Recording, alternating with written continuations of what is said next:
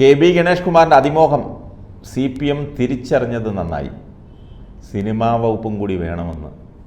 പണ്ടത്തെ പോലെ സിനിമാക്കാരെ ഭരിച്ച് കയറി മേയാമെന്നാണ് വിചാരിച്ചത്.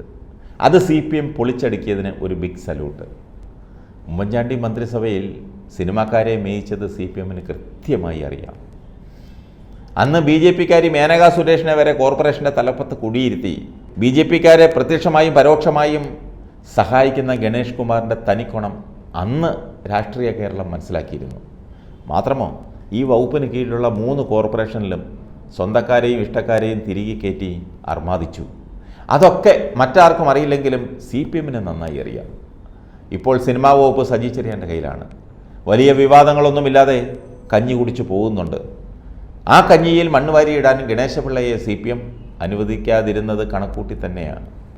ഉമ്മൻചാണ്ടി മന്ത്രിസഭയിൽ നിന്നും നാണം കെട്ട് തലയിൽ മുണ്ടുമിട്ട് പടിയിറങ്ങിയപ്പോൾ ഈ വകുപ്പിലെ ഇഷ്ടക്കാരോട് പറഞ്ഞു കൂടെ രാജിവെച്ച് ഇറങ്ങി വരാൻ.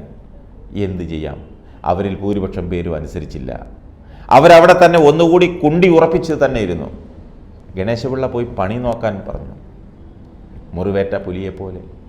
ആ കലിപ്പൊക്കെ മനസ്സിലുള്ള ഗണേശപിള്ളയ്ക്ക് സിനിമാക്കാരുടെ നെഞ്ചത്ത് കയറി തിരുവാതിര കളിക്കാനായിരുന്നു പ്ലാൻ. അതാണ് CPM പൊളിച്ച് അടുക്കി കൊടുത്തത്. ഏതായാലും ഒരു കാര്യം വ്യക്തമാണ്, പേരിനൊരു മന്ത്രിയാക്കിയതെന്നല്ലാതെ കൂടുതൽ വിളയണ്ടെന്ന ഒരു സന്ദേശം കൂടിയാണ് CPM കൊടുത്തത്. തലയിൽ കയറിയിരുന്ന് നിരങ്ങാമെന്ന മോഹം വല്ലതുമുണ്ടെങ്കിൽ അതങ്ങ് കളഞ്ഞേക്കാനാണ് പറയാതെ പറഞ്ഞു വെച്ചത്. ഗണേശനെ മന്ത്രിയാക്കിയതിന് CPM ഒരുപാട് പഴി കേൾക്കേണ്ടി വന്നു. പലരെയും വെറുപ്പിച്ചിട്ടാണ് ഇയാളെ സ്ഥാനത്താക്കിയത്. പിണറായിക്ക് പോലും ഒരു നിമിഷം ഗവർണറുടെ മുന്നിൽ തലകുനിക്കേണ്ടി വന്നു. മുറിഞ്ഞ ഹൃദയവുമായാണ് പിണറായി സത്യപ്രതിജ്ഞാ ചടങ്ങ് കഴിഞ്ഞ് രാജ്ഭവൻ്റെ പടിയിറങ്ങിയത്. ഗവർണറും സർക്കാരും തമ്മിലുള്ള പോര് കാരണമാണ് ഈ ചടങ്ങിൽ പോലും ഈ സീനുണ്ടായത്. ഇനി എന്തെല്ലാം തലവേദനകൾ ഗണേഷ് കുമാർ ഉണ്ടാക്കുമോ എന്ന് കാത്തിരുന്ന് കാണേണ്ടതാണ്. ഒന്നാമത് തന്നെ ബെല്ലും ബ്രേക്കുമില്ലാതെ വളവളാന്ന് സംസാരിക്കും. ഇയാളുടെ സംസാരവും നാക്കുമാണ് ഇയാളെ കുഴിയിൽ ചാടിക്കുന്നത്. അത് കൃത്യമായി CPMന് അറിയാം.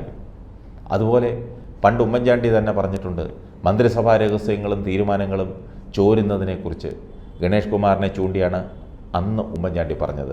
അത് നേരിട്ട് തന്നെ ഉമ്മൻചാണ്ടി ഇയാളോട് ചോദിച്ചിട്ടുമുണ്ട്. അതും പിണറായിക്കറിയാം. അതുകൊണ്ട് എപ്പോഴും CPMൻ്റെ ഒരു കണ്ണ് ഇയാളുടെ മേലുണ്ടായിരിക്കും.